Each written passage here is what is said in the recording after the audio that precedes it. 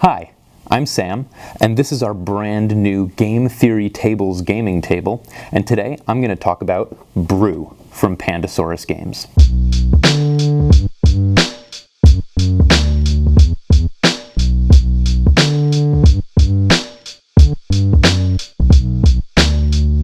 So this is a game that I'm really excited about, and I'm glad that it's finally here. It went through a couple of shipping snafus, most games are at the moment, but I'm really glad that it's finally here. The artwork is just right up my alley. That kind of Studio Ghibli-esque kind of artwork, that is what I like to see on the box, and that's really the first thing that drew me to this game. So in Brew, time is all out of whack.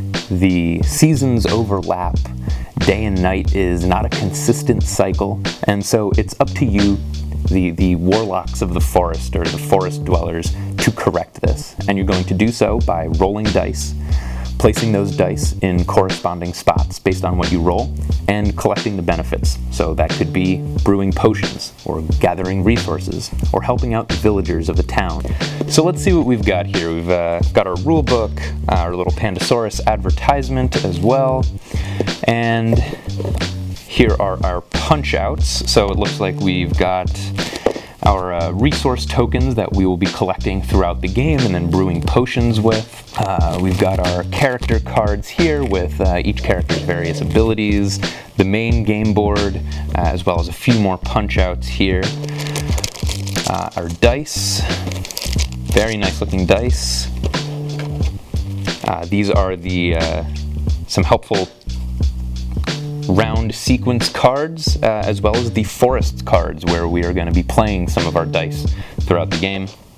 And then we have our companion cards. So these are all of the animal companions that you're able to acquire throughout the game by placing your dice on the correct spaces, as well as all of the potions that we're allowed to brew with the resources that we gather. So in terms of the components of the game, nothing really stands out at me as being exceptional. The tokens are fine. To some degree, cardboard is cardboard. The cards feel a little flimsy. This might be something that I want to get sleeved, because these seem like they're going to wear down fairly quickly. But what does stand out is the dice. I think these are really neat. They have all of the etched-in symbols from the game, so it's not just printed onto the dice, which is cool. They've got a little bit of a hard resin feel to them. They're not exceptionally weighted, but they're not light. Yeah, they seem pretty good. They have like that almost chalky external feel that I like. They seem to roll well, so those are I'm excited about. And really, those are the core of the game. This is primarily a dice rolling game. You're going to be rolling your dice, placing your dice, and reaping the benefits from where you place those dice. So there's a lot of moving pieces in this game, but not so many that it's difficult to keep track of. Each game is comprised of 4 rounds, and at the start of each round, all the players are going to roll their dice, and then they're going to go around, and they are going to place those dice in various corresponding areas that those dice can be placed in. On the game map, that could be in a village, where they get the rewards from that village, which is going to help them brew potions or acquire animal companions, or they can place their dice on one of the corresponding forage spots on a forest card here, and then they will get the potion ingredients from that spot that they've played. You can also brew and drink potions, so you can expend the ingredients that you've acquired through placing dice, and then you get that potion. And you can also drink potions, which help you re-roll dice so you can get a more favorable outcome. They help you to place extra die, so that helps you with area control and securing forests. And then you continue placing dice throughout your turn until all of the dice have been placed, and that's the end of the round. And then comes scoring. So like I've been saying, this is an area control game. You are trying to place your dice so that you control the most spots in a forest. If at the end of the round you control the most spots, you get that forest card. Forest cards also have a certain number of victory points, basically corresponding to the number of spots on them. So the harder it is to control, the more victory points you get for securing that forest at the end of a round. The potions that you brew also have victory points. So those are two ways of achieving victory points. You can also get victory points by recruiting animal companions. So that is placing dice on a spot in a forest that has an animal companion. Basically, instead of an ingredient, you get a companion. Something to keep in mind is that this game is suited, meaning that all of the cards have a suit and the forests have a suit, and these correspond to the different seasons in the game. So for instance, one of the things you're able to do is release your animal companions back into the forest to make room to get more animal companions, and they can only do so into the correct suited forest that matches the suit of the animal companion. So at the end of a round, you will flip the board over. So it becomes nighttime. You can see it's daytime in the village, then it becomes nighttime. And the daytime board is different from the nighttime board, meaning you're able to do different things during the daytime rounds than you are at the nighttime rounds. So for example, it's easier to recruit animal companions during the daytime, because I guess they're asleep at night.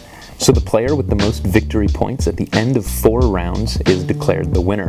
They are the forest dweller that has restored time to its normal cycle. They have separated out the seasons so they no longer overlap. They've made friends with some creatures and companions from the forest, and they've helped out villagers along the way. Some initial thoughts on this game: it looks really cool. It seems to combine some very popular game mechanics at the moment.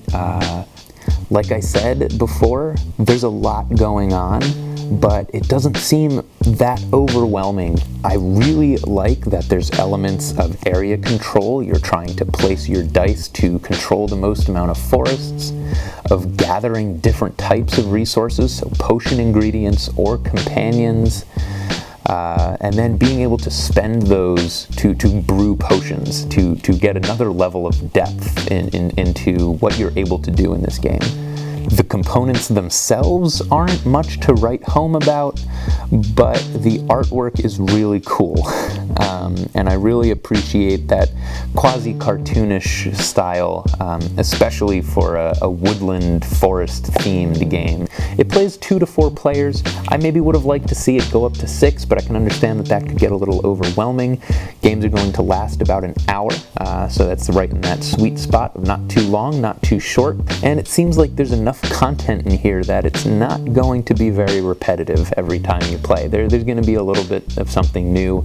New strategies are going to emerge. You're going to have to change up your strategy throughout the game. I will say though that the art is a little disarming. It gives the impression that this is maybe not going to be quite a cutthroat game, but it is.